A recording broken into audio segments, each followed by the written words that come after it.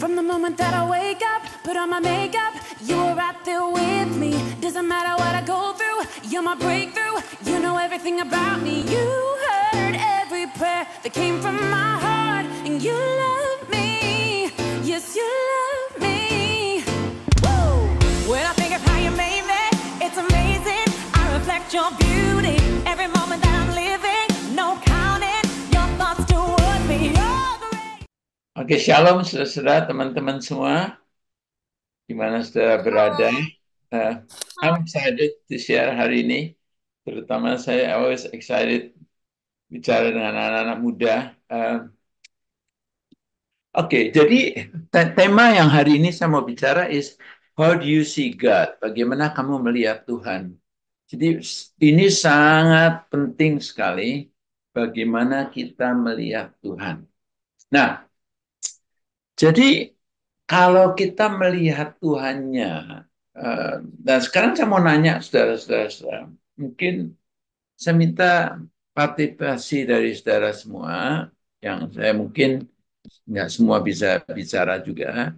Saya mau nanya yang kira-kira bagaimana saudara melihat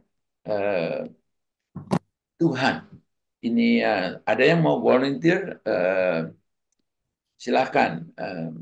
Katin, kalau mau bicara, atau Catherine, silakan. I want to see bagaimana kamu melihat Tuhan. Silakan. Oh, I see God as God, as a father, as a friend. Ya. Oke. Ya, oke. Kamu melihat sebagai friend, sebagai father. Nah, dan kalau kamu describe your father gimana? How you see? Ini siapa yang bicara nih? Caitlin. Catherine. Oh, Yes. oke. Oke. Ya, kamu lihat how you see your dad? Papi tegas, tapi juga very caring, can be a tad bit overprotective, tapi really lebih peduli banget sih, benar-benar mikirin. Terus definitely sayang aku banget. Terus Definitely kamu apa? definitely sayang aku banget. Oke. Sayang. Terus Oke. tapi papi eh, bisa agak apa ya? Karena khawatiran juga mungkin dan karena sayang banget, jadi ceramahnya juga bisa quite long kalau misalnya I put myself in like a risky position. Oke. Terus Kapan ya gitulah. selesainya Tapi gitu ya? papi yes, ya gitu. Kamu pernah disakiti? Merasa disakiti? Hurt? Hmm, Kata-kata dia pernah. atau pernah?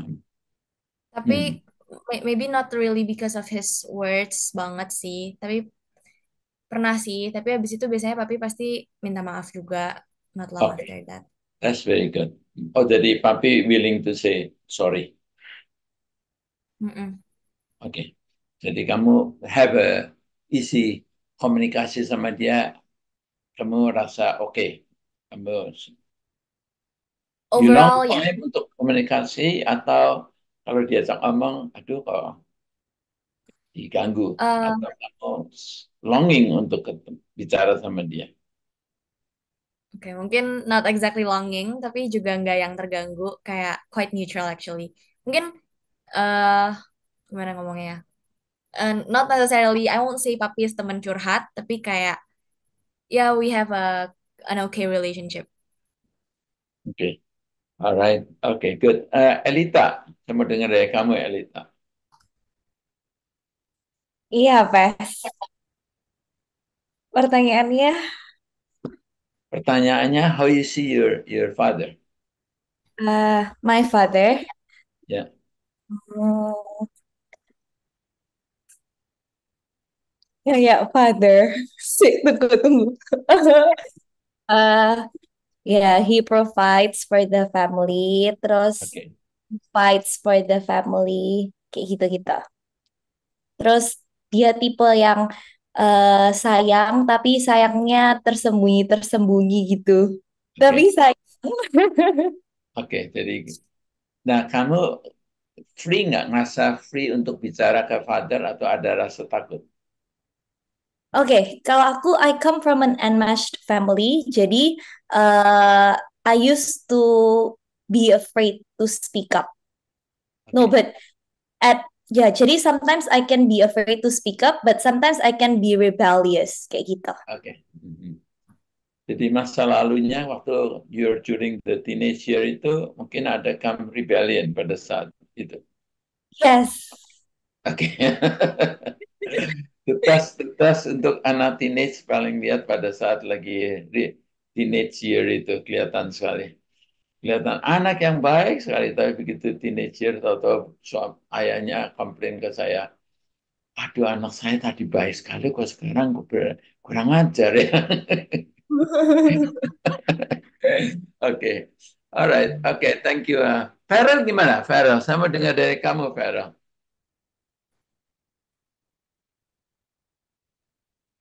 Ya, Teh.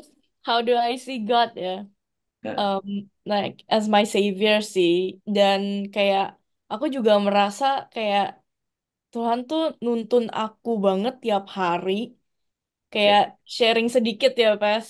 ya, Kayak kemarin tuh aku mau ke CPT Changning nih, mau berdoa bareng. Dan di situ tuh kayak aku telat kan, Pes. Jadi aku tuh dari kampus kayak cuman doa dalam hati doang nih, Pes. Kayak ya, Tuhan tolong sediain aku sepeda biar biar aku tuh cepet ke stasiunnya gitu. Dan aku keluar-keluar dari gate langsung ada sepeda kayak satu-satunya sepeda di situ gitu kan. wow, Terus kereta juga aku minta yang kayak langsung kayak ke stasiun itu gitu kan, disediain juga Pes. wow, Dan itu menurut aku tuh kayak bener-bener apa ya, hebat banget gitu loh Tuhan kita. Kayak aku cuman minta yang sedikit aja, kayak sambil jalan sambil berharap aja gitu loh. Kayak Tuhan tolong sediain ini dan dikasih gitu loh. Emang mungkin kalau misalnya emang tujuannya untuk mencari dia tuh kayak untuk kayak langsung dikasih gitu. oke, oke. Kamu jadi mengalami kebaikan Tuhan itu ya. Ya, That's betul very banget. good. Pernah nggak ngalamin krisis yang kamu ngerasa kok Tuhan nggak nolong? Pernah nggak mengalami gitu? Hmm, jujur kayaknya selama ini malah Tuhan tuh nolong aku banget sih, Pes. Oke, Heeh. Selalu nolong. very good, very good. Oke, good. Kita kembali melihat tadi kita jadi kembali lagi ke PowerPoint-nya, tolong ya.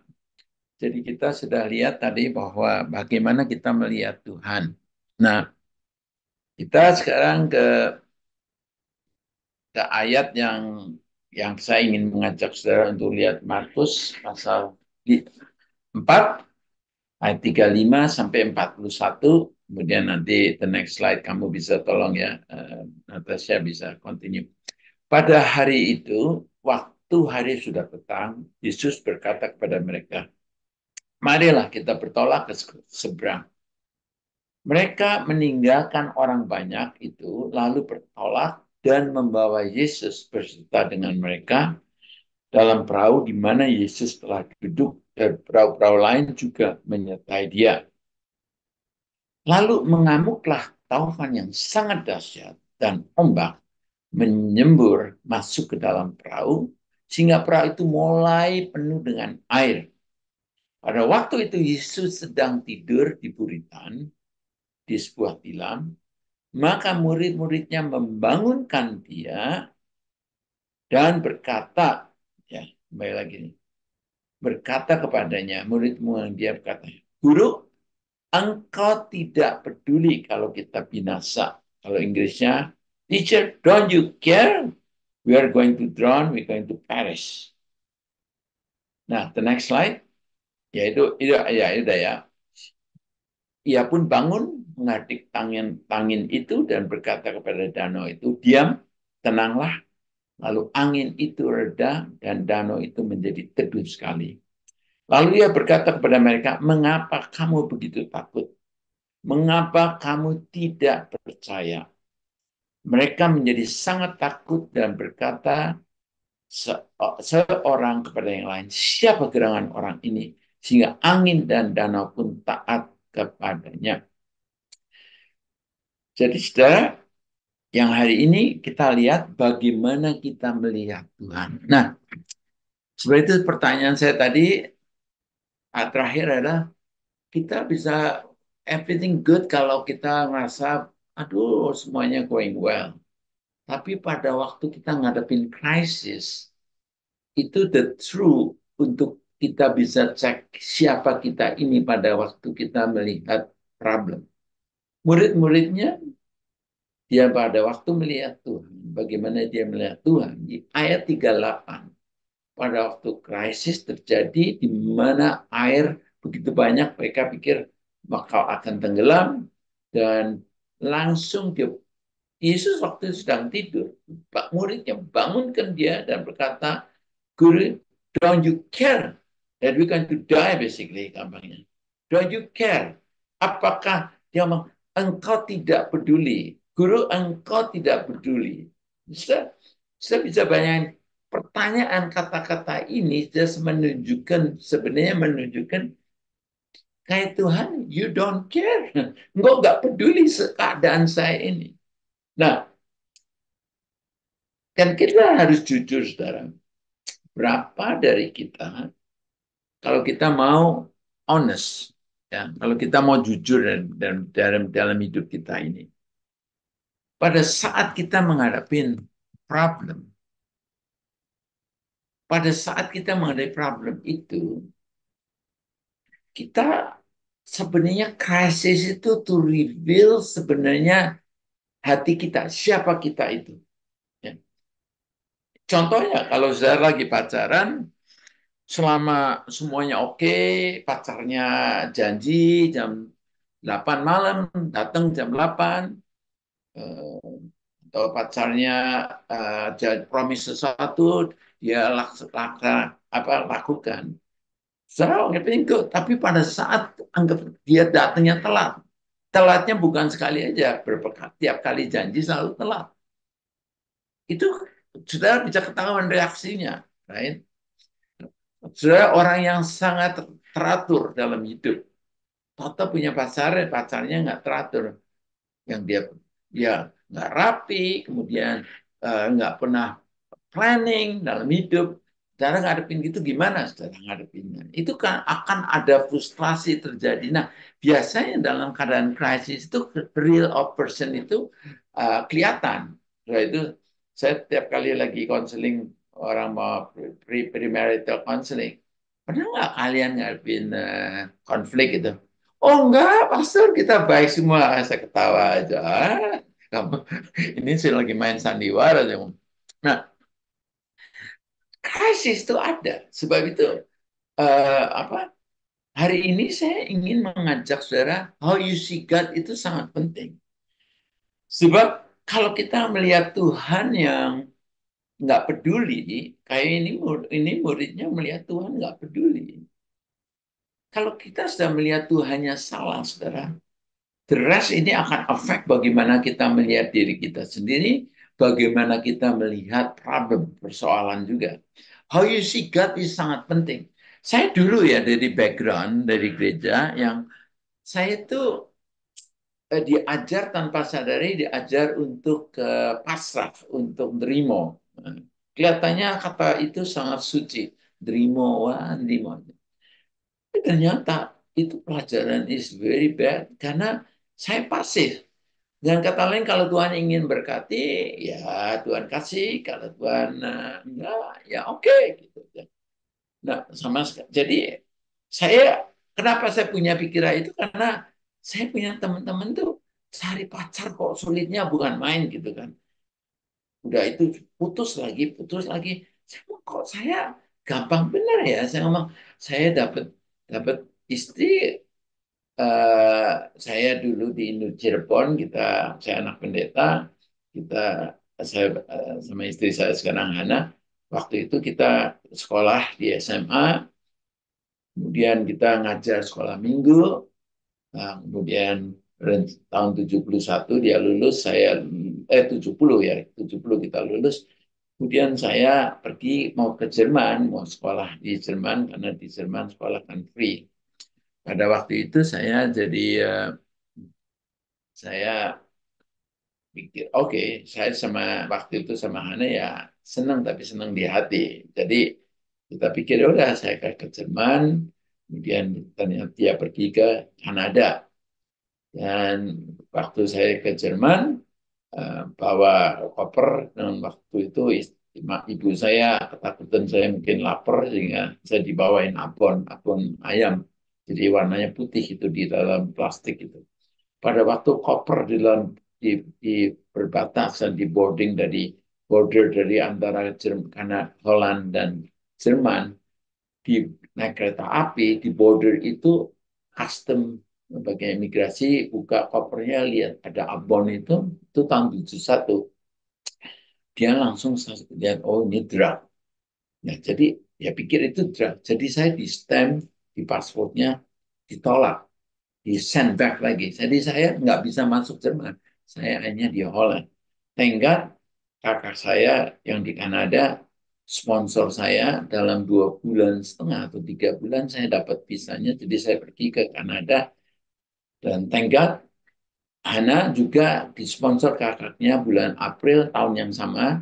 Saya bulan Maret pergi, dia bulan April dia pergi ke Kanada, disponsor kakaknya dan saya ini ketemu kembali lagi dengan Hana dan setelah itu kita jadi build relationship dan akhirnya kita menikah ya.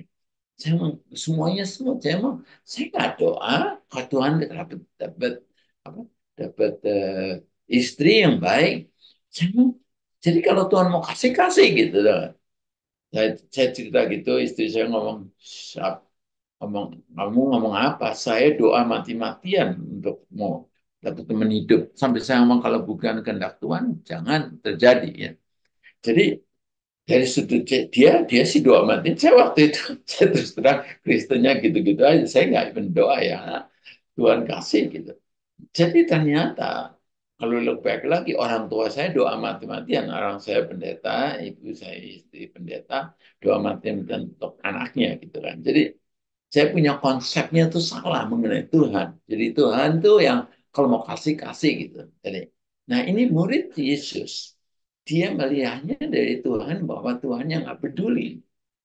Nah, kalau kita sudah pernah melihat bahwa Tuhan itu nggak peduli, dan ini akan efek sekali di dalam hidup kita. Di dalam event bagaimana kita melihat Tuhan, bagaimana kita melihat kita sendiri, bagaimana kita melihat nanti persoalan. The next slide boleh. Ya. Nah, di slide ini, Amsal 4:23 itu bagus sekali. Saya selalu usulin bahwa di dalam segala hal kita harus cek. Apakah kita motivated by faith, motivate by fear, atau kita motivate by pride, atau motivate dari sudut because kita insecure, minder, self-esteem, kita harus really cek diri kita sendiri. Hati kita, sudah. Jagalah hatimu dengan segala kewaspadaan, karena di situ adalah terpancar kehidupan. Orang bisa main sandiwara, tapi pada saat waktu orang itu ketahuan siapa dia itu, bisa kelihatan dari apa yang dia katakan. Kalau orang lagi dalam penasaran, lagi kesel, akan ketawa. Walaupun kelihatannya di mukanya ketawa baik, tapi sebenarnya kita tahu dia itu hurt, dia itu sakit. Ya. Nah, itu sangat penting sekali untuk bisa kita cek bagaimana kita melihat, ya, melihat Tuhan ini. Apakah kita mungkin pernah kita sakit hati dengan Tuhan? Di mana saudara pernah ada persoalan kayak Tuhan ngerasa kayak Tuhan nggak, saudara nggak pernah ditolong, Tuhan saudara ngomong Tuhan tolong tolong, Tuhan diam aja kayak Tuhan pasif. Apakah sudah pernah ngadepin gitu? Nah, banyak anak-anak Tuhan, ya silakan the next slide. Banyak anak-anak Tuhan lupa bahwa dalam dunia ini ada Tuhan, ada iblis, ya. Dua iri itu, dan tapi banyak orang itu melihatnya tuh Tuhan aja, nggak even sadar bahwa pencuri iblis datang itu adalah mencuri, membunuh, dan membinasakan. Kan Yesus tegas sekali ngomong. Ini lagi bicara mengenai the thief, itu pencuri iblis. Iblis datang untuk mencuri, membunuh, dan membinasakan. Aku datang memberikan kamu mempunyai hidup supaya kamu mempunyai hidup dan mempunyai hidup dalam segala kelimpahan. To give you life more abundantly. Itu jadi kita harus tahu tuh hatinya Tuhan itu ingin just really give the best, ingin bless kita semua, dan iblis terlalu mau mencuri sukacita kita, dia membunuh dan dia ingin membinasakan. Sekarang sudah tahu banyak sekali anak-anak muda hanya dia give up life-nya, hanya bunuh diri. Banyak sekali orang-anak muda, the rate of bunuh diri anak muda saat ini naik lebih tinggi lagi dibandingkan the last few years. Mengapa sih? Iblis bekerja. Tapi banyak orang ketipu nggak lihat iblisnya, lihat Tuhan. Kenapa Tuhan? Sampai ngomong, selalu kata, Tuhan izinkan. There's no, kalau kita, the next slide, kita lihat sekarang. Di next slide kita bisa lihat bahwa Tuhan itu begitu baiknya. Karena begitu besar kasih Allah akan dunia ini, sehingga ia telah mengaruniakan anaknya yang tunggal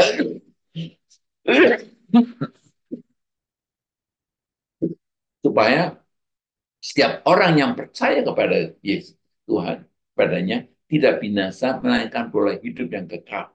Percaya padanya tidak binasa melainkan hidup yang kekal. Sudah, kalau kita lihat di sini, Tuhan tuh begitu mengasihi saudara dan saya.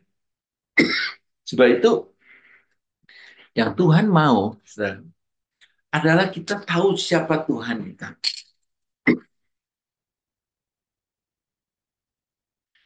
Nah, kalau kita sudah lihat Tuhannya sudah betul, saudara, kalau kita sedang lihat Tuhan betul, saudara,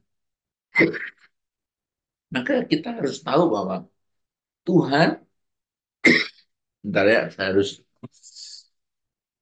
kasih ambil minum nih, bentar. Yes.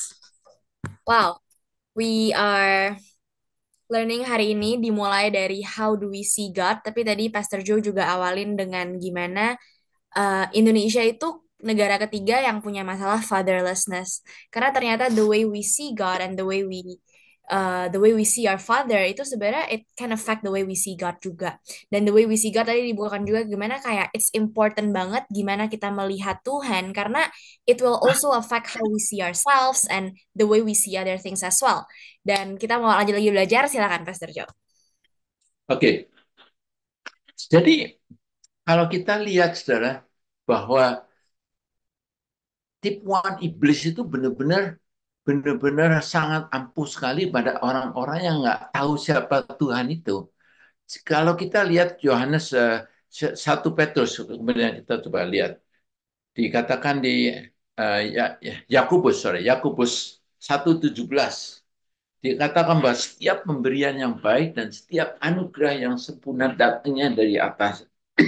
Diturunkan dari segala Bapa, dari Bapa segala terang. Jadi kalau kita lihat, Tuhan tuh berikan yang selalu yang terbaik.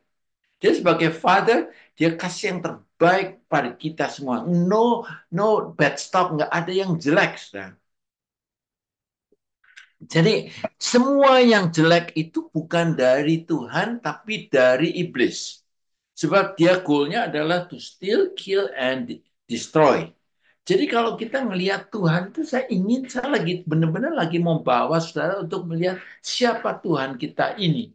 Kita mau melihat bagaimana kita melihat Tuhan itu yang betul. Nah, ini sangat penting sekali saudara kalau kita lihat bahwa every good gift is perfect gift itu dari Tuhan. Tuhan kasih yang baik. Nggak ada yang jelek. Saudara. Nah, kalau kita sudah lihat begitu, saudara, maka sekarang kita bisa cek diri kita sendiri, ya. Nah, sekarang kita bisa cek diri kita sendiri, bagaimana kita melihat kita sendiri. The next slide, silakan ya. Oke, oke, kebaikan lagi dari bagaimana saya melihat diri saya sendiri. Oke, gitu. Saudara, kalau kita mau jujur, saya mau ajak saudara evaluate mengenai bagaimana saudara melihat diri saudara sendiri. Apakah saudara bisa melihat saudara sebagai satu korban, atau kita sebenarnya victim mentality, atau juga saudara rasa guilty, ada satu guilty, kejadian sesuatu yang menghantui saudara, rasa bersalah, guilty. Ada saudara yang merasa unworthy, atau saudara melihat second class, ada rasa fear, timid. Saya ketemu di Bandung, ada satu pendeta muda, saya jalan sama dia. Jadi saya kalau di Indonesia itu kumpul tuh banyak anak pendeta-pendeta yang muda, saya coba mentoring, coba tolong dia. Saya mau tanya pada dia, tell me, kalau kamu kasih nilai dari 0 sampai 10, kamu melihat diri kamu sendiri itu, kamu kasih angka berapa? Saya shock, kaget. Ya, Pastor, saya kasih angka saya 4. Saya mengeluh. Jadi dia kelihatan kayak di kebaktian tuh kayak gembar-gembor, kayak gembira. Tapi sebenarnya dia lihat diri sendiri itu 4. Jadi saya mau, aduh, saya ngomong, I really appreciate kejujuran kamu. Saya appreciate sekali kamu yang jujur itu. Yang saya mau ingin kamu coba melihat bagaimana Tuhan tuh lihat kamu. Ini sangat penting sekali. Sebab kalau kamu merasa unworthy, kamu merasa di-condemn, itu sudah jelas sekali bukannya dari Tuhan. Roma 8 ayat 1 ngomong, therefore there's no more condemnation. Those in Christ Jesus. Tidak ada lagi tuduhan. Dan kita lihat di Revelation, iblis kerjanya 24 hours selalu mau condemn kita. Dan kita sebagai anak Tuhan itu kita harus smart, jangan mau ketipu oleh tipuan iblis, di-condemn. Saya lihat ada 2 area yang iblis kerja sampai sekarang yang saya benar-benar lihat banyak anak-anak Tuhan tertipu. Ya, area yang merasa guilty, merasa condemn, dan kedua ngerasa takut, fear. Fear is the most very common yang ada. Kita lihat murid ini juga ngadepin. Murid Yesus pada saat dia melihat air mulai naik, masuk ke kapal, dia trauma, dia takut, mati aku dia. Ini yang terjadi, Ustaz. Murid nggak ada iman sama sekali menghadapi persoalan itu. Saudara menghadapi persoalan, bagaimana saudara melihat diri saudara. Pada saat saudara melihat persoalan itu, apakah you see lihatnya, wah, saudara mau gunakan iman saudara, atau saudara menjadi boleh kata menjadi victim, menjadi korban. Kalau saudara punya victim mentality, saudara hidup saudara nggak akan bisa menjadi overcomer. Kalau sudah merasa bahwa diri saudara nilainya 3, 4, oh, you can bisa ngadepin sendiri. Kalau saudara melihat diri saudara, nothing.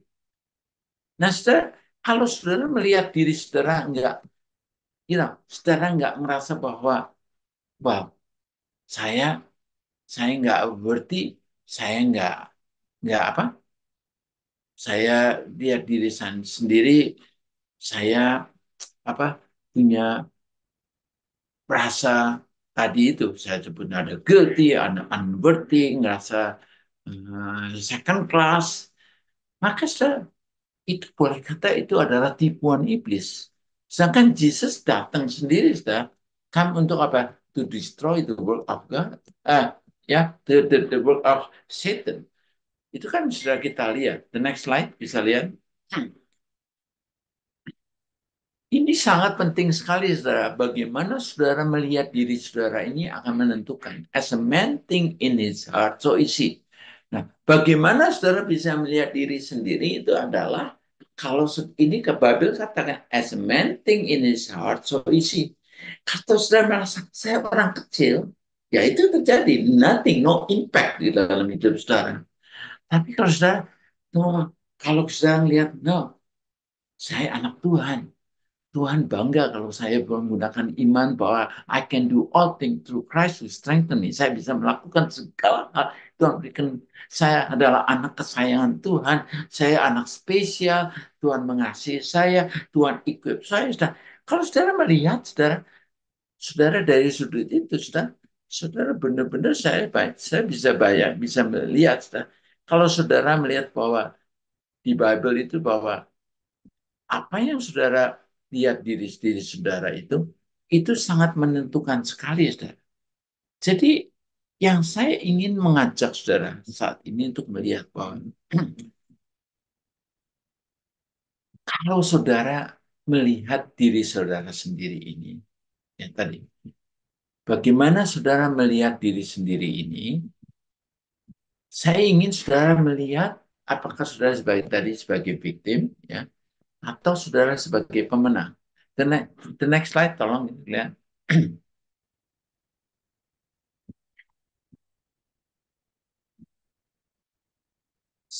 Bagaimana saya melihat apakah saudara sebagai pemenang, sebagai victim mentality, atau saudara, the next slide ya. Kalau saudara sebagai pemenang, sebagai victim mentality, saudara ingat janji-janji Tuhan. Tuhan dosa saudara karena darah Yesus sudah mengampuni segala dosa saudara. Tuhan kasih Roh Kudus, the helper, dikatakan Holy Spirit adalah sebagai counselor, sebagai penolong pada saat ini. Dan Tuhan kasih janji-janjinya firman Tuhan. Saya begitu banyak promises yang Tuhan berikan kepada kita. Tuhan berikan kepada kita authority dengan kamu mengatakan apa kata-kata saudara itu adalah sangat powerful, saudara. Hidup dan mati itu ditentukan oleh apa yang kita katakan. Jadi kalau kita menyadari there's a power in the word, maka sudah kita hati-hati, kita benar. Kita we speak blessing atau we speak cursing.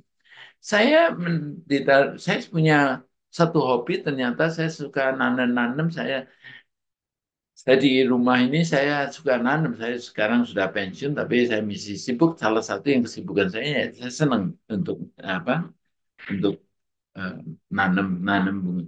Pada satu hari saya punya bunga itu kok mulai lemas gitu.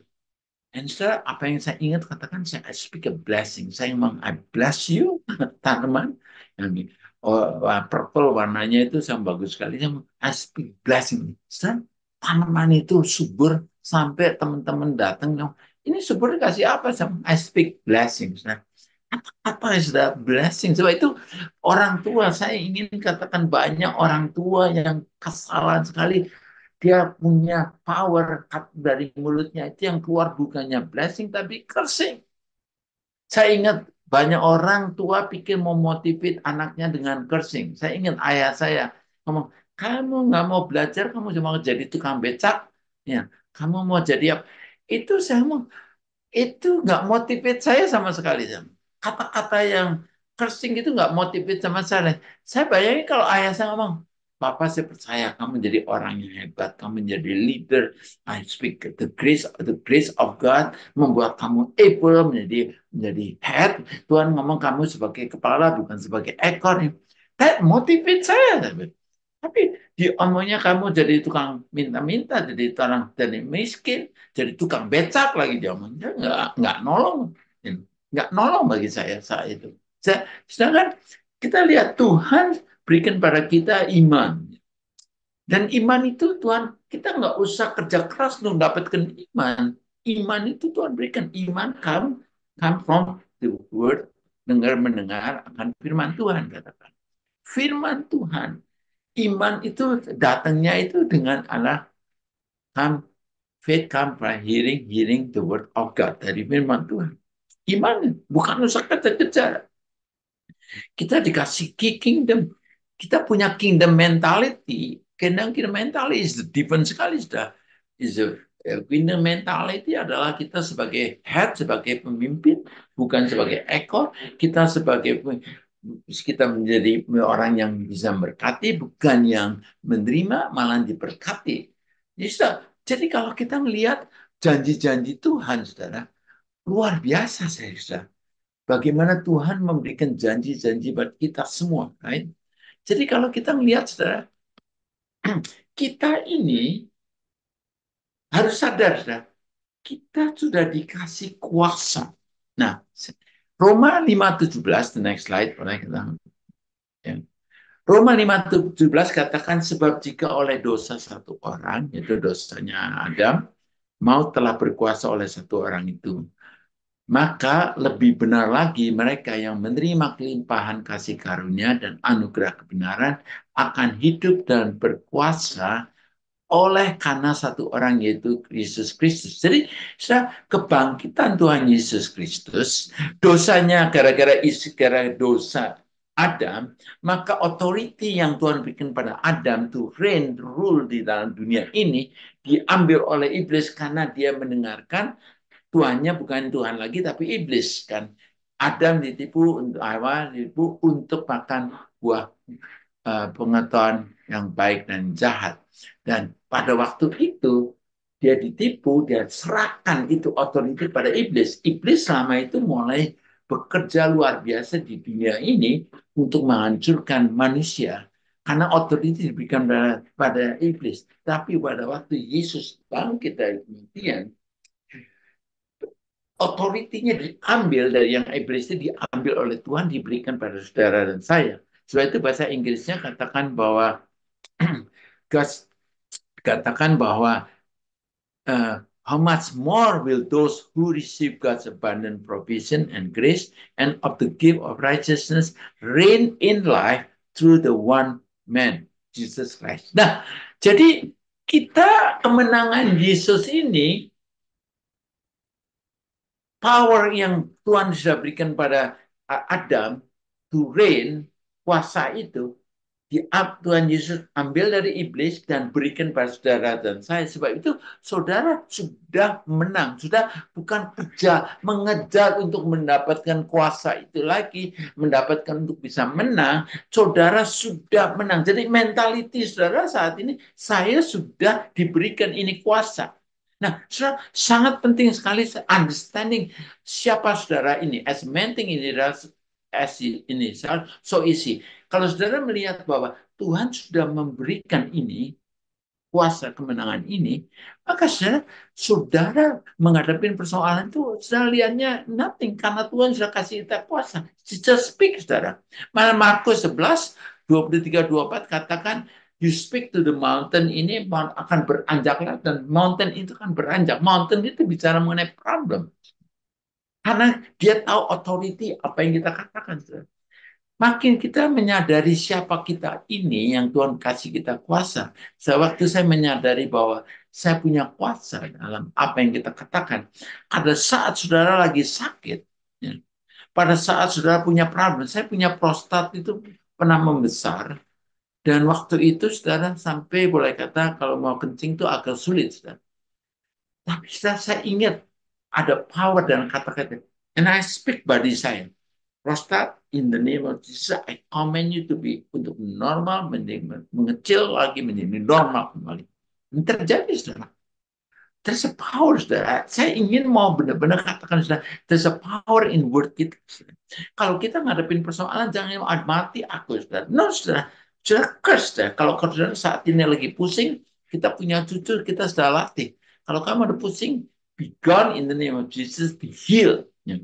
Pusing-pusing, jangan ngomong, aduh ini pusing, aduh nanti saya nggak bisa apa-apa gitu. No, jangan kita punya mentality begitu problem langsung, udahlah kayak give up aja, nyerah aja. Jadi slave menghadapi problem itu, kita jadi slave-nya, bukannya kita overcome problem ini. Sedangkan Tuhan tadi katakan, yang kita sebagai anak Tuhan itu 1 Yohanes 5 tadi katakan kita sebagai boleh kata iman kita harus kita pakai. Tuhan sudah berikan iman kita gunain. Iman ini yang sebenarnya pleasing God. Ibrani 11 ayat 6, it is impossible to please God without faith. Dengan kata lain, yang menyenangkan hati Tuhan itu adalah iman kita. Nah, saya mau bangun saudara, hidup saudara berdasarkan iman, not based on fear. Ngadepin persoalan iman. Iman apalah yang janji Tuhan, saudara imani, tapi janji Tuhan yang bukan di sini, saudara. Janji Tuhan yang sudah saudara renungkan, sampai saudara ada di hati. Iman itu start kerjanya dari sini. Di hati ini, saudara. Ini yang namanya iman itu adalah yang di hati. Firman-firman Tuhan yang saudara renungkan di hati. Jadi jangan saudara puas kalau saudara tahu, just hafal aja. Saudara renungkan, Tuhan begitu baik. Tadi di Yakobus katakan apa? Di First Peter bahwa every good gift is come from above. Saya renungkan, iya, Tuhan begitu baik. Saya seumur 73. Yang saya makin sama dengan istri, benar-benar selalu renungkan atau makin ngalamin adalah kebaikan, the blessing of God. Saya hidup di dunia ini saat ini, saya nggak mikir bahwa saya retire. Saya umur 73, saya nggak mikir bahwa saya retire, mau enjoy life. Banyak orang punya konsep, saya sudah kerja keras, sebab itu saya just mau enjoy life. No, hidup saya memang saya ingin jadi berkat. Dan jadi berkat, sudah, kalau kita jadi berkat banyak hal. Berkat ke Indonesia, kita berkati dengan ada orang yang perlu uang, kita berkati. Ada orang perlu problem punya di counseling, kita berkati. Ada yang mau bunuh diri. Salah satu yang saya lihat luar biasa cara Tuhan bekerja. Satu kali suami saya sama istri, nggak tahu saya pernah share atau istri saya pernah share nggak. Pada waktu ulang tahun 25 Januari tahun yang lalu, anak saya kan di yatim piatu juga itu juga ada untuk orang yang disable juga dari yayasan itu buka satu untuk yang autis yang disable. Jadi anak saya nih Tania bawa bayinya yang kecil untuk diterapi ke satu BTC di mall di mana yang punyanya dulu dari Toronto kita kenal baik, ya kasih gedung itu ruangan itu office itu untuk anak-anak autis. Jadi dia ke sana, anak saya untuk anak bayinya diterapi, ada satu bayi yang dia lagi tolongin, dan saya suruh ke food court. Dan itu jam 9 pagi, dan 9.30 masih belum buka lah. Jadi sebagian ada open, jadi saya pesen mendoan, pesen pisang goreng, minum kopi. Kita duduk di satu tempat dekat jendela, banyak angin, dari angin itu ada dingin ya, kita pindah ke tengah. Waktu pindah, atau belakangnya itu nggak enak tuh, ada besi. Oke, kita pindah lagi ke third place. Nah, waktu kita ke tingkat bagian ketiga, itu Hana Toto lihat ini ada orang laki di depan meja itu, dia diduduk gitu, dia lihat HP, kemudian dia lihatin istri saya Hana, lihat HP, lihatin, ya. Terus Hana istri saya ngomong ke saya, ada orang liatin itu, mungkin orang itu lagi mau minta uang atau apa, langsung mikirnya gitu, minta uang. Benar sah, berapa menit kemudian datang dia dengan HP-nya, apakah ini ibu? Dia pas lagi lihat istri saya Hana lagi bicara di Zoom dengan anak-anak Michigan yang direcord. Nah, memang direcord, sebab itu saya suka kirim linknya pada orang-orang yang lagi ngadepin persoalan. Hana lagi mengajarin learn to reign, hidup untuk bisa memerintah. Ada 8 video gitu. Nah, jadi orang itu bisa bayangin, saudara, chance-nya dari 1 billion itu berapa persen bisa waktu dia lihat video itu, karena istrinya itu minta dia untuk melihat untuk video, dan dia lihat, dan waktu lihat pas istri saya ada di depan, jadi dia datang, dia ngomong ini apa itu? Iya, terus dia cerita saya ada persoalan, kata Hana, oke, duduk konsel kira-kira 1 jam, akhirnya ya selesai konseling. Berapa hari kemudian, berapa minggu kemudian kasih tahu, aduh thank you sekali, bagaimana bagaimana Ibu dan Bapak menolong kami untuk melihat Tuhan yang betul. Sebab dia merasa bahwa dia itu kayak dipanis sama Tuhan. Persoalan dia hadapin adalah istrinya pinjam duit untuk buka usaha, pas COVID, jadi usahanya nggak jalan, jadi utangnya banyak. Jadi dia kebingungan, ditagih sama bank sama sekali lagi, sampai dia nervous, sampai dia mau bunuh diri. Tapi pada waktu kita lihat Tuhan tuh baik, Tuhan tuh menolong kamu. Jangan kamu mau, jadi kamu melihat Tuhannya terus betul. Akhirnya benar, dia cerita kemana, dia cerita juga kasih kesaksian di Bible study tiap Kamis tuh istri saya selalu ketemu dia kasih Bible study di sini sama Indonesia. Dia ngomong ya saya ditolong sekali bagaimana melihat Tuhan. Ternyata Tuhan baik, bukan aneh saya. Ternyata Tuhan mau tolong saya. Akhirnya dia ditolong. Ternyata dia orang yang pintar sekali. Kalau lulusan di ITB, dia bagian IT, komputer, dia dapat kerjaan di Kanada, tapi dia kerja dari Indonesia, dia gajinya US dollar. Ternyata dia orang pintar dan ya sejak itu dia ditolong. Jadi dia mau bunuh diri daripada menghadapi itu. Anaknya kena autis lagi. Autism, kena ada autis. Jadi dia sendiri ngadepin problem keuangan, problem anaknya, hanya ribut dengan istrinya. Jadi saudara, sampai mau bunuh diri. Dan Tuhan tolong saudara. Pada saat dia bagaimana dia melihat Tuhan. Jadi saudara, kalau yang saya lagi mau menekan ini saudara, kita sudah dikasih kuasa. Jadi posisi kita bukannya kita ingin mendapat to reign, untuk mendapat posisi untuk bisa memerintah lagi, tapi Tuhan sudah berikan ini. Tadi Roma 5:17. Reign in life through one man, melalui Yesus. Karena Yesus bangkitan. Jadi kebangkitan Yesus ini merestore kembali kuasa yang Tuhan berikan pada Adam untuk to reign. Dan ini yang Tuhan mau untuk kita reign di dalam hidup kita, saudara. Ya. Nah, jadi kalau kita sudah bisa melihat bahwa rencana Tuhan, Yeremia 29 ayat 11 katakan, sebab aku ini mengetahui rencana-rencana apa yang padaku mengenai kamu. Demikianlah firman Tuhan, yaitu rancangan damai sejahtera dan bukan rencana kecelakaan. Bukan rancangan kecelakaan, tapi untuk memberikan kepadamu hari depan yang penuh harapan. Dan saya ingin benar-benar mengajak saudara untuk to see masa depan saudara itu, saudara, there's a hope dalam hidup saudara. Jangan sampai saya ada hari ini ada saudara yang ngerasa nggak ada hope. Saudara. No, saudara, dalam Tuhan itu ada hope, ada rencana yang masa depan yang penuh harapan. I'm excited, saudara. Hidup saya itu excited. Doa saya semaknya untuk kita jadi berkat. Kita ke Indonesia 5 bulan tuh rasanya cepat sekali, saudara. Kita sibuk dalam pelayanan. Jadi kita hidup di dalam dunia ini, kita have to see, three things. Number one, kita itu iblis di sini, kita hidup di sini.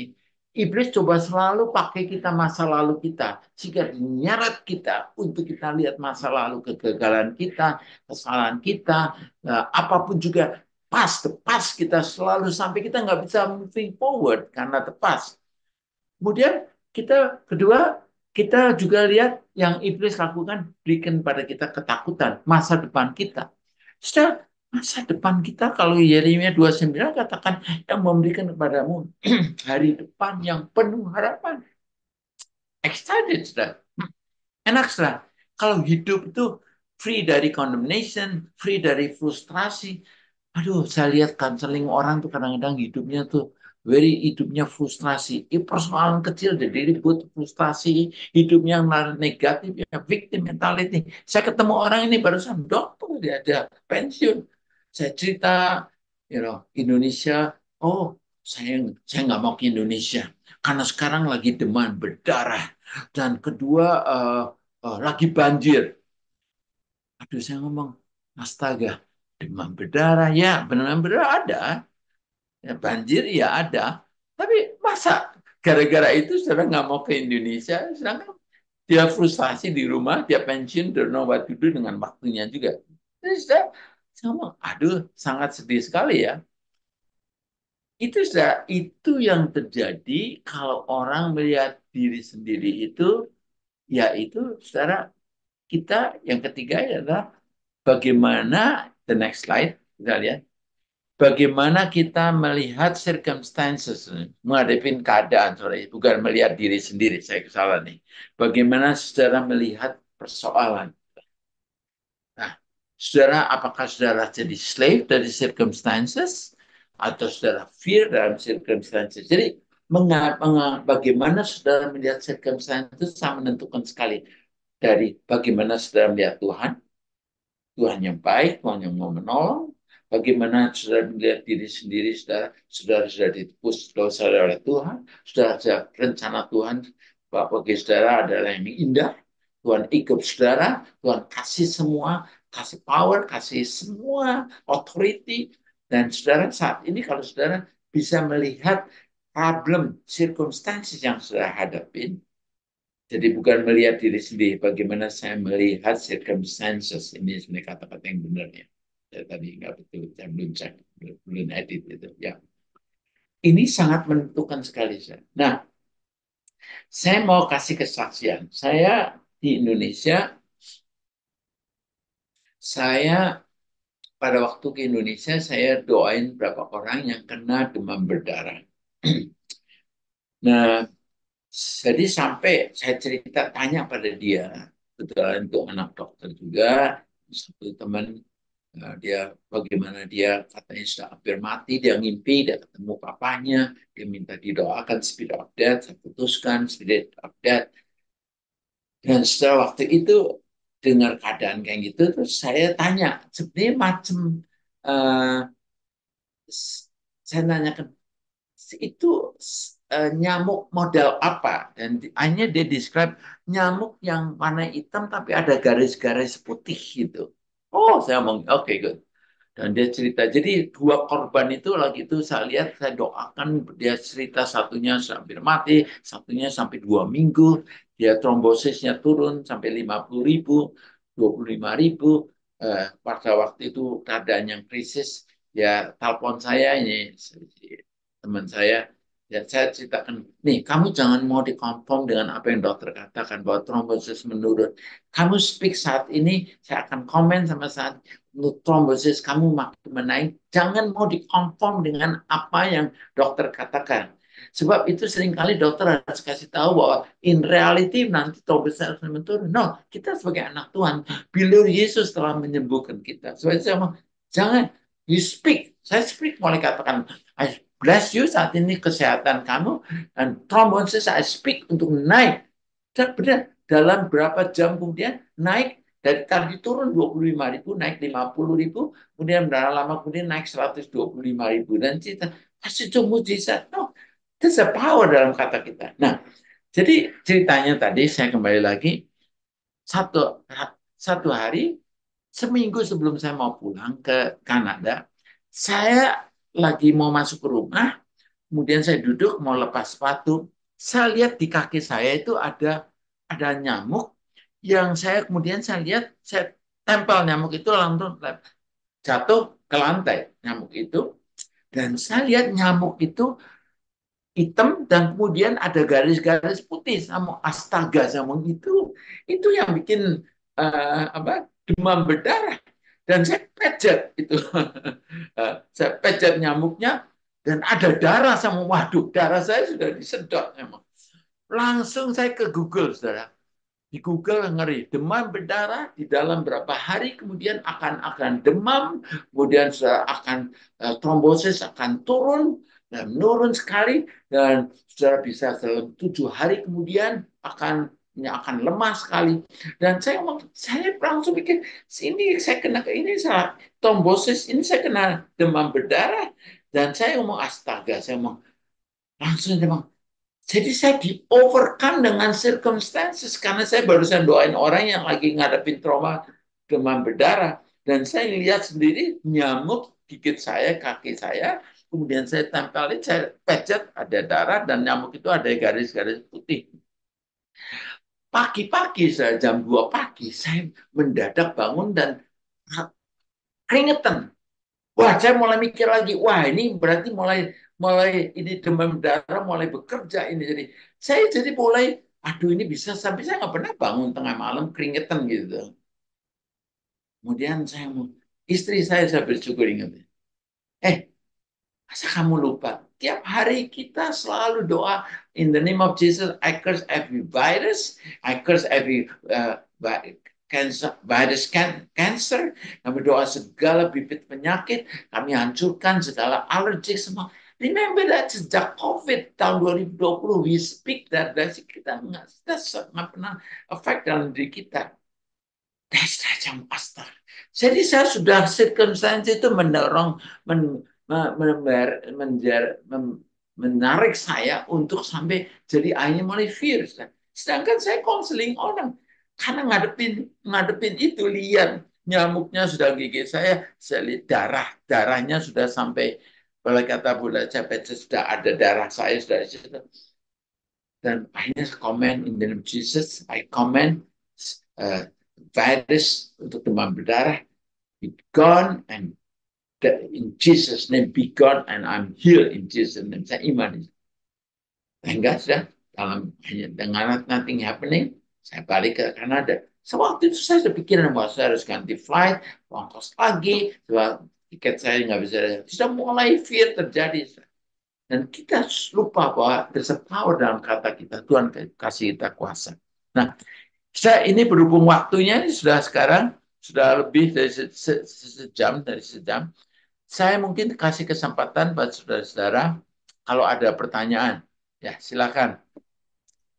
Maaf nih, saya kasih waktu sejam sudah saking excited bicara. Jadi lebih. Gak berasa, Pes. It was very powerful, seru banget dan bagus banget yang Pastor tadi ngomong. We have been learning a lot dan udah banyak pertanyaan juga yang masuk. Mungkin aku bacain pertanyaan yang pertama ya, Pas. Pertanyaan yang pertamanya, tadi kan ada hubungan cara kita memandang Papa di dunia dengan Tuhan, yang mana banyak hubungan dengan Papa itu nggak oke gitu. Tapi ketika hubungan kita sama papa nggak oke, gimana kita bisa melihat Tuhan dengan benar ketika ya hubungan kita sama papa udah nggak oke sebenarnya? Ya, pertama kita harus lihat bahwa Bapak kita yang di dunia ini mereka lakukan itu karena nggak ada yang ngajarin kan. Jadi boleh kata repetition lah, boleh kata generation curse itu continue terus, kecuali pernah dipatahkan, kecuali ayahnya sadar, bertobat, dan dia sadar bahwa dia nggak boleh dengan kata-kata mengutukin, tapi blessing. Nah, yang saya ingin anak-anak kalau ngadepin itu, pertama ampuni bapak saudara, ayah saudara, karena dia nggak tahu. Saudara. See, my people perish lack of knowledge, lack of understanding. Ya. Kalau orang nggak kenal Tuhan, gimana sudah bisa harapin kan? Nah, itu pertama itu ampuni Bapak. Dan kedua, saudara mulai belajar mengenali siapa Tuhan kita ini. Yang tadi kan Bapak yang penuh kasih, Bapak yang Yesus datang di kisah Rasul tadi yang mau datang untuk menyembuhkan segala penyakit, menolong segala persoalan gitu. Dan semua persoalan, semua orang yang sakit disembuhkan gitu. Jadi hati Tuhan itu selalu ingin help nolong. Nah, dengan saudara bisa melihat Tuhan yang benar ini, saudara nggak usah khawatir, saudara persoalan apapun juga akan Tuhan tolong. Setelah saya umur 73, I will testify saat ini. Any problem yang saudara hadapi, any problem apapun juga di dalam financial, dalam kesehatan, di dalam mental, semuanya, Tuhan akan tolong. Jadi saudara harus yakini pertolongan Tuhan itu Tuhan sudah sediakan. Sebenarnya all spiritual blessing, sebuah pertolongan Efesius 1 ayat 6 katakan, semua di dalam spiritual realm itu Tuhan sudah sediakan. Yang kita harus ambilnya dengan iman. Dengan kita memperkatakan, there's a power dengan apa yang kita katakan. Jadi, kalau kalian ngadepin persoalan, apa? Thank you, Father. Thank you Tuhan. Kita rubah. Misalnya saudara ngadepin persoalan nggak ada keadaan keuangan. Saudara rubah. Apa janji Tuhan? Yang I will supply all you need according my riches and glory. Segala kemuliaan, kekayaan Tuhan. Tuhan akan mencukupi segala keperluan kita. Pada saat saudara ngadepin problem, nggak ada keuangan Tuhan, saudara ngomong thank you Tuhan untuk janjimu. Saya imani saat ini Tuhan, Engkau akan melengkapi akan kebutuhan saya, the need, Engkau akan bless keuangan dalam saat ini. Saya percaya Tuhan. Thank you Tuhan lagi untuk bless. Saya katakan dirubah circumstances yang negatif. Saya rubah apa yang firman katakan. Pada saat saudara menghadapi sakit, kita katakan, Tuhan Yesus, terima kasih. Karena bila Yesus Kristus, saya telah sembuh. Saya imani saat ini kesembuhan pada saat bagian mana saya sakit, saya katakan. Dan saya katakannya bukan sekali, terus saja. Ada power katakan. Iman dengan iman saya katakan. Saya percaya. Saya hidup dan mati ada tergantung dengan apa yang kita katakan. Malah bahasa Inggrisnya death and life. Sebab banyak kita selalu mau bicaranya yang negatif gitu ya. Jadi itu yang mungkin bisa menolong jawabannya ya. Ada pertanyaan lagi? Wah, iya menjawab Pas, thank you. Jadi aku mungkin merangkum kali ya jawaban teman-teman juga, apa jawabannya Pastor Joe kayak, iya emang papa kita gak diajarin untuk bertindak dengan berespon benar.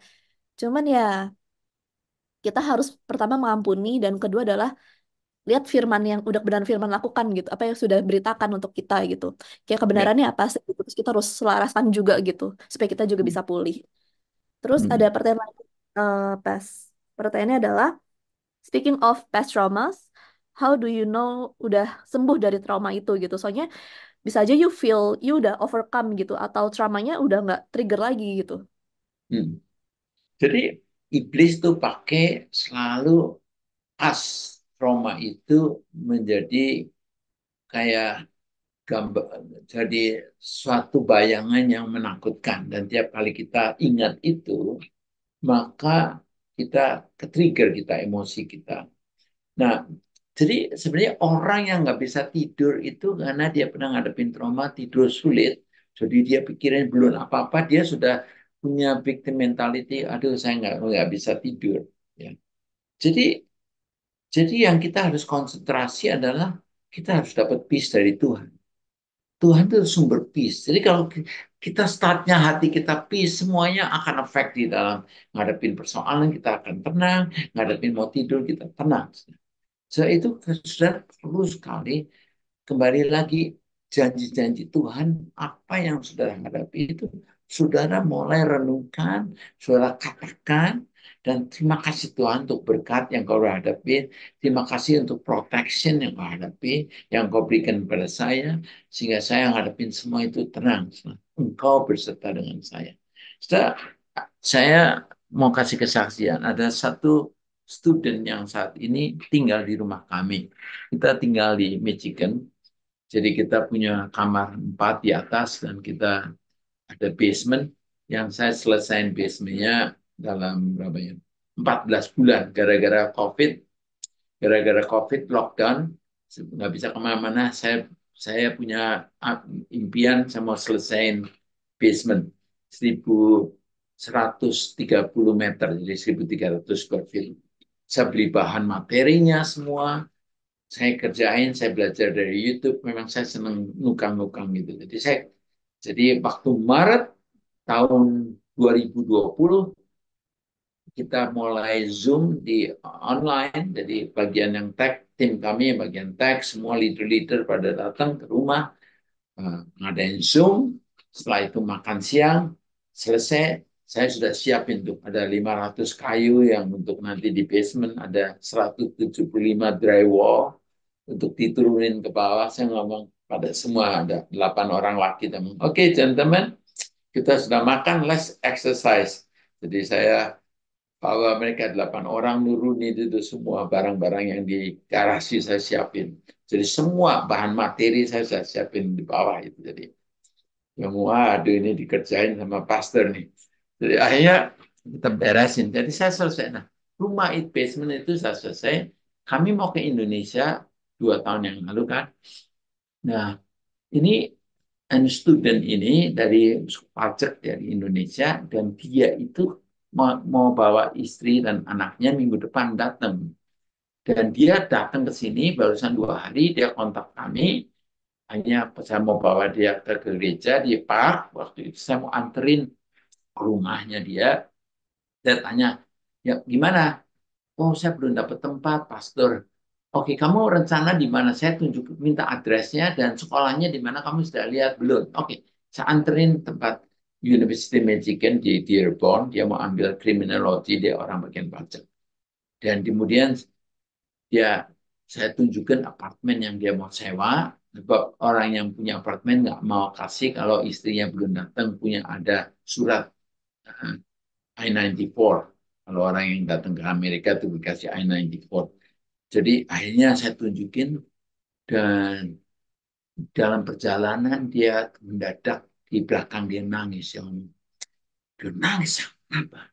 Sebab dia tuh trauma sekali. Dia trauma dia nggak bakal bisa hidup di kanan di Amerika karena dia dapat beasiswa dari pemerintah itu $1.500 US dan apartemennya itu 1.300 dan di mana bisa hidup. Dia akan bawa istri dan 2 anak. Dan pada waktu dia uh, lihat apartemennya jauh sekali, karena apartemen yang dekat itu sudah nggak ada, dan tadinya dia pikir mau beli naik sepeda, nggak mungkin naik sepeda kalau winter, dan ongkosnya juga mahal. Jadi dia tuh trauma, dia ngadepin trauma itu sampai dia takut sekali, sampai akhirnya dia nangis. Dia malah dia sudah kasih tahu ke orang di Kanada, di Indonesia, Departemen Luar Negeri kasih tahu bahwa saya mau kembali lagi, saya give up. Tapi yang Departemen kasih tahu sabar, Bung, mungkin ya sabar, tunggu dulu dah. Jadi waktu itu keadaan itu dia tuh nangis dan istri saya waktu itu langsung bilang, namanya Aaron Rock, jangan khawatir, jangan takut, Tuhan pasti akan tolong. Jadi akhirnya saudara, waktu itu kita doa, Tuhan apa sih? Kita doa untuk orang yang bisa tinggal di rumah selama 5 bulan ini kosong kan. Dan Tuhan memang saya tanya Tuhan ini. Tuhan ingatkan saya dia itu ternyata orang yang sangat rajin sebab alat-alat sound system kami pada saat lagi di pulang dari park itu dia ngomong, Om saya bisa gulungin ini alat apa alat-alatnya semua. Oke. Waktu saya taruh ke garasi alat-alatnya, kabel-kabelnya sangat rapi sekali. Semua ini orang sangat rapi. Jadi saya rasa peace. Nah istri saya pikir istrinya ini gimana. Sebab orang kalau dari Indonesia nggak pernah ke Amerika tuh bisa salah ngerti kadang-kadang nggak tahu bagaimana handle-nya itu rumah. Jadi istri saya concern, kita pernah ngadepin satu kali rumah waktu di Kanada, ada tamu datang, kan ada bathtub. Nah bathtubnya itu biasanya untuk orang shower, ini orang lain dia nggak tahu. Dia pikir bathtubnya dikasih air, dan di luar bathtub dia mandi gitu. Dan itu kan airnya itu harusnya kan drainage-nya di dalam bathtub itu, tapi dari luar gitu. Sampai dia selesai, isi saya lihat, loh, oh banyak air gitu. Dan air itu, jadi kita ada sedikit ngalami trauma, orang Indonesia datang, tahu nggak ini? Jadi waktu itu istri saya ngomong, Tuhan, saya mau tahu istrinya gimana. Jadi besok pagi kita anterin dia ke sekolah. Nah, kalau nggak $40 ongkosnya pakai Uber. Saya anterin, saya ngobrol istri saya. Saya mau nanya istri kamu gimana? Kerja nggak? Enggak, istri saya sekarang jaga anak 2. Gimana istri? Oh, istri saya dulu guru dan dia pernah kerja di Jerman 2 tahun jaga anak dokter. Begitu istri saya dengar, oh dia pernah ke Jerman, jadi tenang hatinya. Oh dia jadi tahu, tahu. Jadi akhirnya kita peace, kita minta dia untuk tinggal di rumah kami, jadi dia nggak usah bayar gitu. Oh kata bagi dia itu suatu benar-benar bebas dari trauma. Sebab dia trauma sekali pada waktu dia kecil orang tua muda, orang tuanya, papanya ninggalin dia. Sebab itu dia nggak mau dia sekolah di sini, istrinya ditinggal dengan 2 anak. Sebab, tapi untuk bawa istri sama anak nggak cukup dia, seperti 1.500. Jadi akhirnya dia boleh tinggal. Dia tinggal sini hampir 2 tahun nih. Nanti Desember, Agustus ini dia selesai.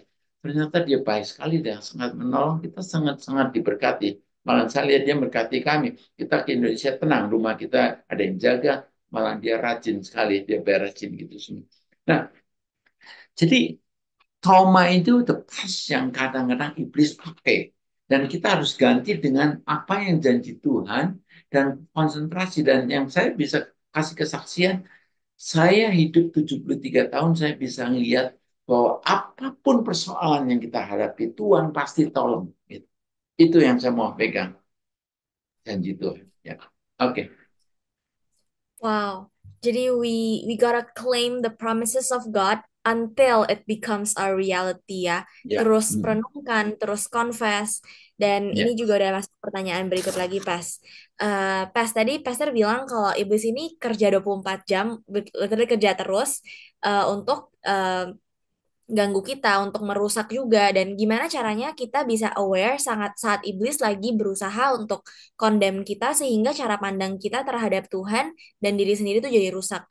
Atau mungkin ya di situasi itu emang itu kelemahan dan ketidakmampuan kita aja. Or is it like a condemnation atau it's actually our limitation? Ya. Jadi tadi di Proverb dikatakan Proverb 4, jagalah hatimu dengan segala kewaspadaan. Nah, biasanya kita akan bisa lihat tuh bagaimana respon kita pada saat kita menghadapi problem, menghadapi krisis. Pada waktu kita menghadapi krisis atau menghadapi trauma, kalau hati kita nggak damai, hati kita condemn, hati kita jadi takut, itu basically kita mesti belum overcome. Kita basically mesti menjadi victim mentality itu. Bahwa, aduh, saya jadi korban, ini nggak bisa. Tapi kalau kita melihat ada persoalan, tapi nggak ke trigger kita punya emosi, kita bisa tetap tenang, kita sudah overcome itu di situ. Nah, jadi pada saat kita menghadapi problem, jangan kita focusing kepada problem itu, kita harus rubah problem itu kepada apa yang Tuhan katakan itu, janji itu. Jadi kembali lagi, Stan, perlu sekali tiap hari kita renungkan janji-janji Tuhan. Itu sebagai modal dalam hidup kita. Contoh ya, saya dulu di real estate, 14 tahun saya di properti. Nah, jadi dalam properti itu boleh kata saya akan menghadapi banyak kadang-kadang apa ya, disappointment, karena misalnya ada customer yang saya sudah spend untuk tunjukin properti, atau dia pergi sama orang lain gitu kan. Seperti Toronto real estate agent waktu itu ada 3.000 property, ada agent gitu. Nah, saya pakai ayat Roma 8 ayat 28. Atau aku tahu bahwa Tuhan turut bekerja di dalam segala perkara untuk membawa kebaikan bagi mereka yang mengasihi Tuhan. Nah, saya percaya di dalam segala perkara, walaupun perkaranya tidak enak, saya akan percaya bahwa akan mendatangkan kebaikan. Jadi pada saat saya menghadapi kerjaan atau nggak terjadi, misalnya salah satu saya ingat waktu itu saya lagi bikin project untuk rumah tua untuk orang tua. Sebab baby boomer ini perlu ada properti buat orang tua disediakan. Jadi kita namanya nursing home atau apa yang rumah orang tua. Dan di situ kita perlu bangun ada sekolah dari government yang ditutup, hanya kita mau beli, hanya make arrangement, hanya jadi bikin deal untuk rumah sekolah itu dibongkar menjadi nursing home, menjadi orang tua, dan akhirnya di project dijalanin akan bisa dapat profit 10%, dan akhirnya nanti orang yang beli itu bisa dapat naik harganya, juga dapat untung juga. Jadi kita sudah kerja itu project itu. Saya put 3 months project itu. Saya dapat $100,000 juga untuk bisa dapat project itu. Tapi kemudian saya syndicate dengan orang-orang gereja, teman ada 10, jadi kita beli 2 juta. Jadi taruh 1 juta, 10 orang masuk saya 1 juta, karena komisi saya 100.000 kan. Jadi kita mau jadi project itu. Jadi mulai sudah ada deal. Oh, teman orang-orang gereja senang sekali. Dekat berapa menit dari Niagara Falls, kita bisa dapat 10% plus nanti dapat untungnya juga untung. Jadi enak sekali. Return uang di bank itu cuma dapat 4%. Tahu 2 bulan kemudian saya dapat kabar proyeknya harus di cancel karena orang yang mau ngerjain itu buildernya dia ngomong bahwa dia kasih ke buildernya orang orang Itali, ternyata mafia dibawa lari ke Itali uangnya. Jadi cancel. Saya sudah kerja 2 bulan, sudah kerja itu habis-habis. Gagal. Tapi karena saya ingat, saya taruh di bisnis card bahwa Roma 828 dalam segala perkara Tuhan turut bekerja mendatangkan kebaikan. Saya iman. Semalam saya ngomong pada teman-teman yang 10 itu, 9 itu, mereka sangat disappointed. Aduh, kenapa? Kenapa? No, no, it's okay. Ini akan datang kebaikan. Don't worry. We don't know, tapi akan. Saya percaya sebagai anak Tuhan akan mendatangkan kebaikan. Benar, sudah. Dalam setahun kemudian, properti turun hampir 50%. Resesi terjadi. Maksudnya 2009 atau berapa? Atau 19. Ya, 19. Ya, 1900. Ya, 1999 masalah. Terjadi resesi. Saya mau, aduh, tega Tuhan gagalin itu.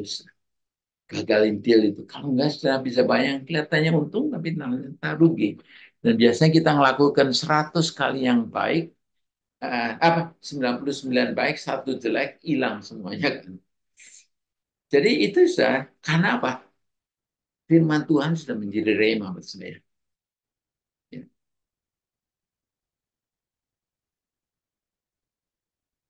Wow, luar biasa Pak Syam. Wah, yes, kita perlu jaga hati ya guys dan kewaspadaan. Terus kita harus tahu kalau kita benar-benar sembuh saat kita mengalami masalah. Ya, Terus ya. gimana cara kita menghadapi masalah tersebut. Kayak ya, Yang heal atau enggak itu ya, kalau sebenarnya kalau luka, kalau kita punya luka, tiap hari ngomong ke temennya, lu kira saya disakitin, buka terus tuh bandage-nya. Sampai setahun juga masih luka terus kan. Tapi kalau kita izinkan proses untuk healing, hanya itu luka jadi scar. Ya, scar itu jadi kelihatan, bisa kelihatan, tapi sudah ingat kita nggak hurt lagi. Banyak orang tuh masa lalu kesadaran itu selalu dia buka cerita, nggak sembuh-sembuh. Tapi kalau sembuh itu kita ingat kita pernah ini kejadian ini sampai luka dalam, tapi sudah jadi scar. Kita mesti ingat, nggak mungkin kita lupa, tapi nggak hurt lagi, nggak sakit lagi.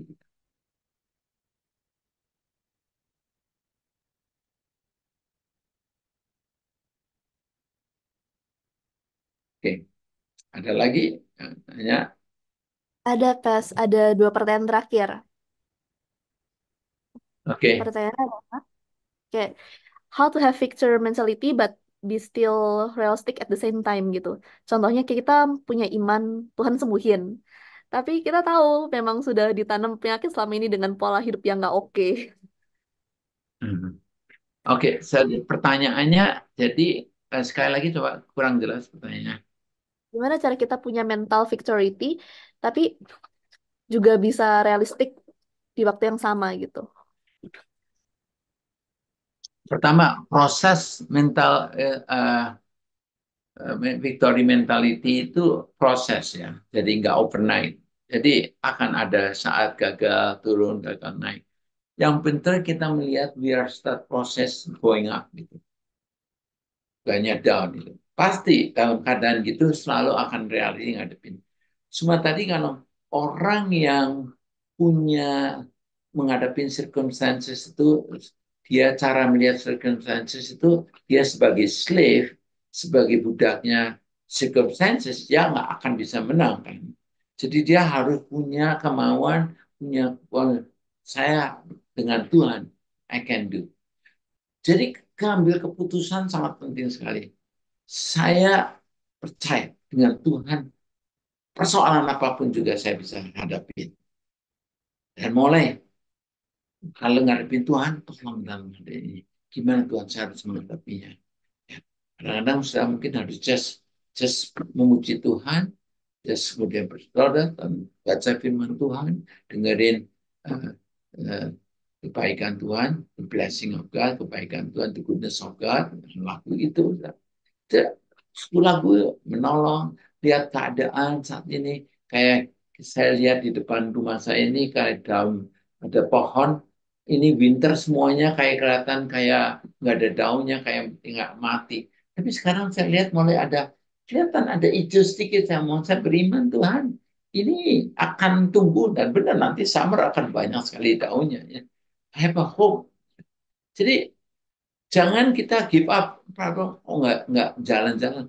Kalau kita lihat problem itu, waktu itu konsentrasi problem jadi besar dan makin lama.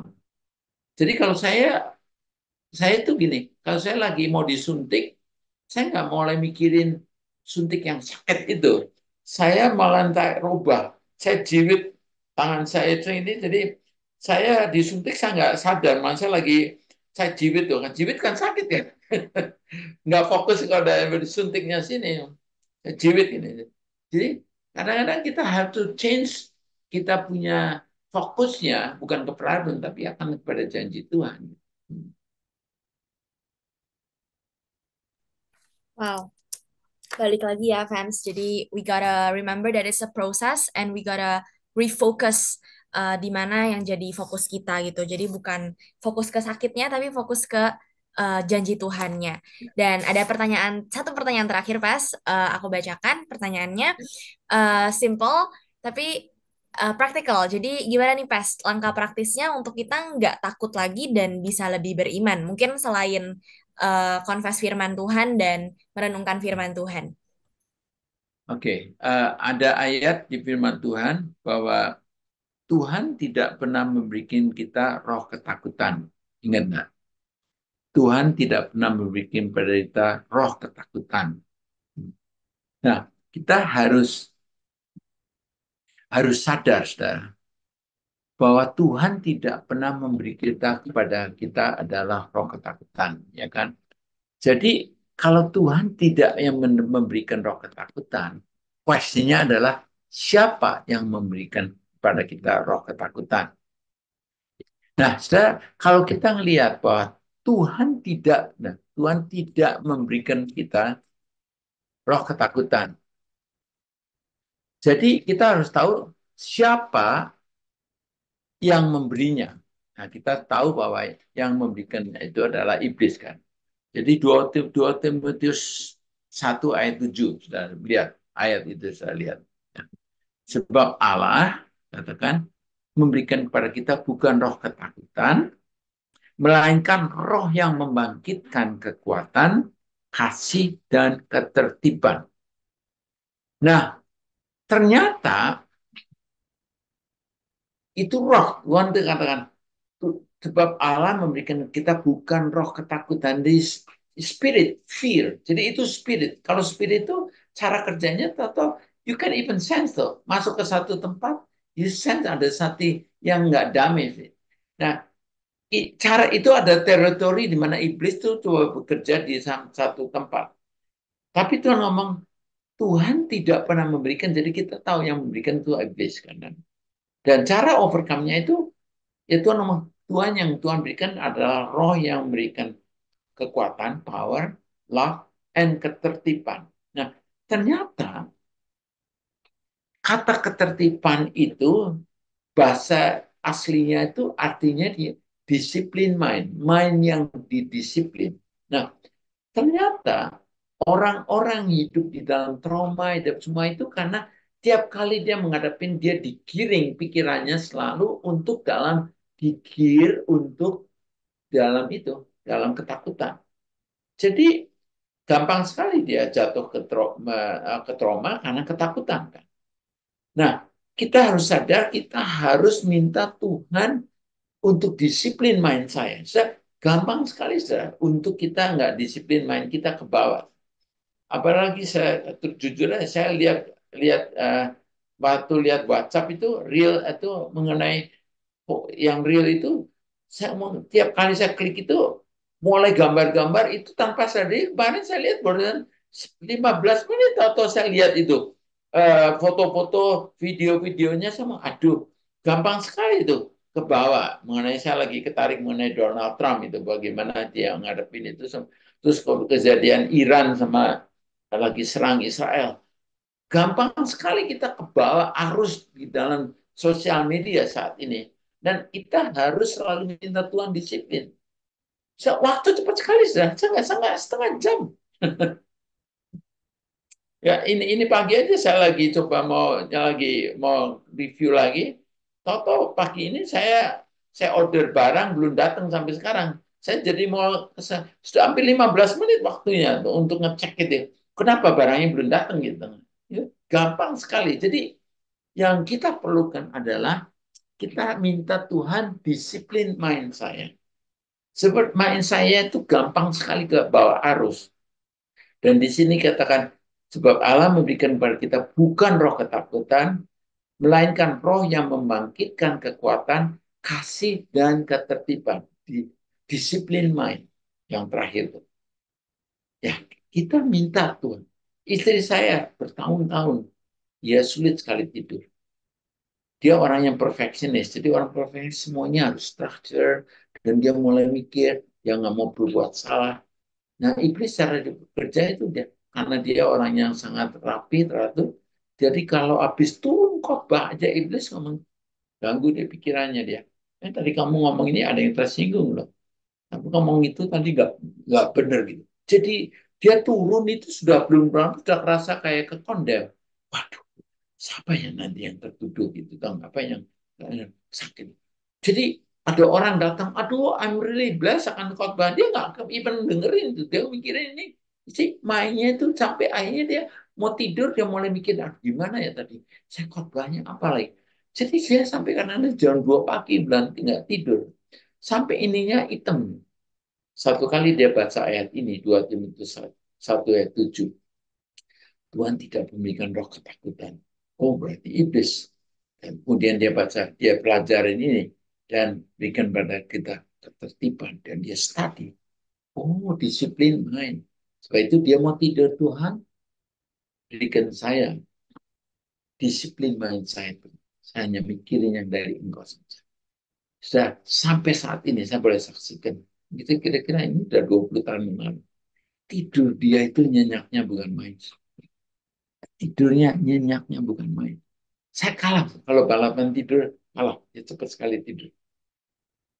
Gara-gara itu menyadari disiplin main. Harap itu bisa nolong saya. Hai BCC Family, hope you are blessed dengan firman Tuhan yang telah dibagikan. Remember, the Bible said, berbahagialah orang yang mendengarkan dan mentaati firman Allah. So together, let's try to put today's word of God into practice.